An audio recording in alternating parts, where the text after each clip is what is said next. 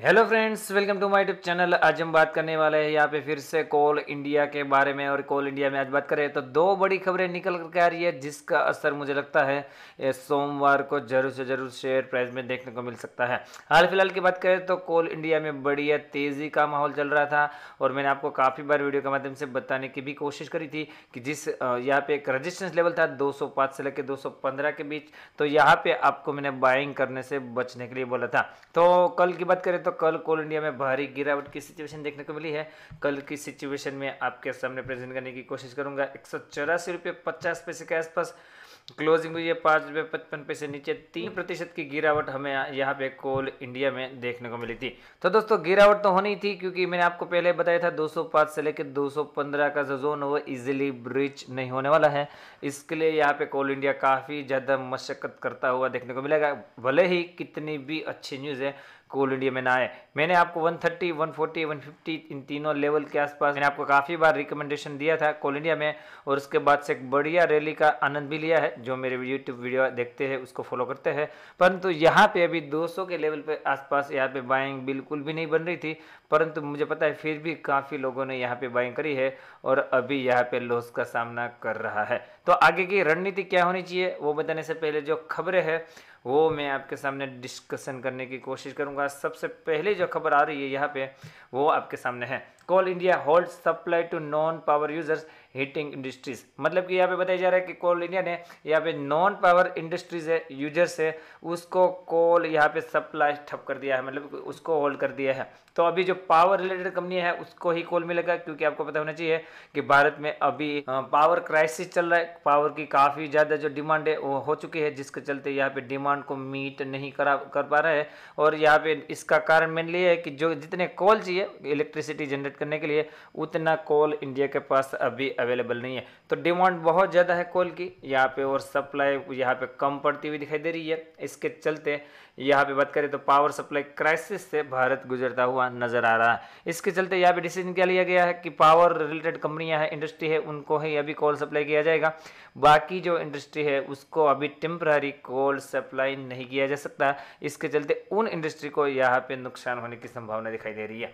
दूसरी खबर आपके सामने प्रेजेंट करने की कोशिश करूंगा। मनी कंट्रोल की वेबसाइट पे Coal India to refrain from conducting any e auction till situation stabilize. तो दोस्तों भारत सरकार ने क्या डिसीजन लिया है कि ई ऑक्शन हो रही थी इसको अभी रोक दिया गया है, जब तक यहाँ पे पावर की जो तंगी की सिचुएशन है, इलेक्ट्रिसिटी क्राइसिस है, वो यहाँ पे भारत के ऊपर अभी लूमिंग करता हुआ दिखाई दे रहा है। उस सिचुएशन जब तक स्टेबल नहीं होगी तब तक ई ऑक्शन जितने भी होंगे उसको उसके ऊपर रोक लगाई गई है कोल इंडिया के द्वारा।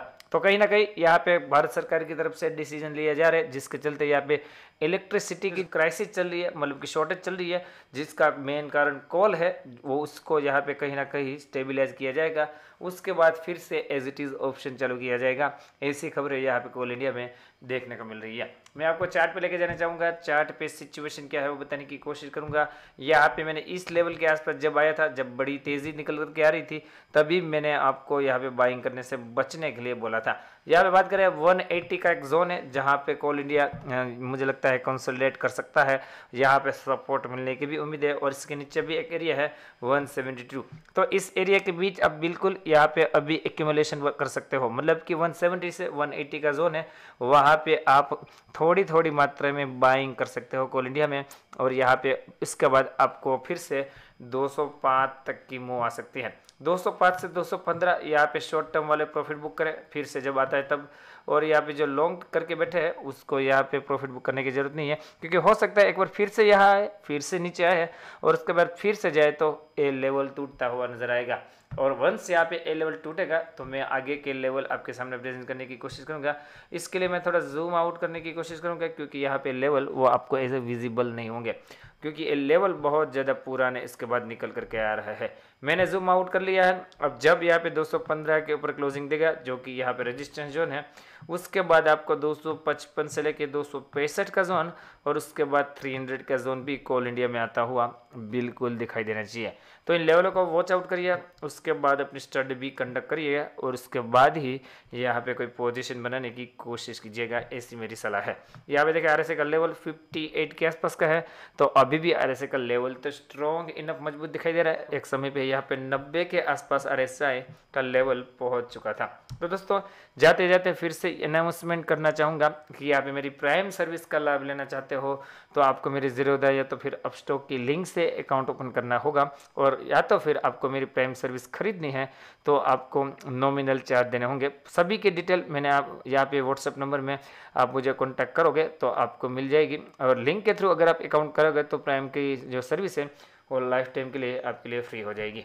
तो जल्दी से जल्दी इसका लाभ लेना बिल्कुल ना भूलिए। जाते जाते कारोबार की सिचुएशन आपके सामने प्रेजेंट करने की कोशिश करूंगा। यहाँ पे एनएससी की वेबसाइट पे कोल इंडिया लिमिटेड 184 रुपये 50 पैसे के आसपास क्लोजिंग है, 3% की गिरावट। हाई यहाँ पे 191.80 लो 182 रुपये का। यहाँ पे क्वांटिटी देखें 2,95,00,000 शेयर की ट्रेडिंग, जिसमें से 1,03,00,000 शेयर की डिलीवरी, और परसेंटेज ऑफ डिलीवरी यहाँ पे 35% से ज़्यादा की दिखाई दे रही है। तो हाँ, गिरावट में माल भी अच्छा खासा दबोचा गया है, उसमें भी कोई डर नहीं है, परंतु हाल में मैंने जैसे बताया उसी रेंज के आसपास आप माल थोड़ा थोड़ा एक्यूमुलेशन करने की कोशिश कर सकते हो। आई होप कि वीडियो आपको अच्छा लगा होगा। वीडियो अच्छा लगा हो तो लाइक का बटन बिल्कुल दबाइए। मिलते हैं अगले एक और वीडियो के साथ, तब तक के लिए thank you again for watching this video.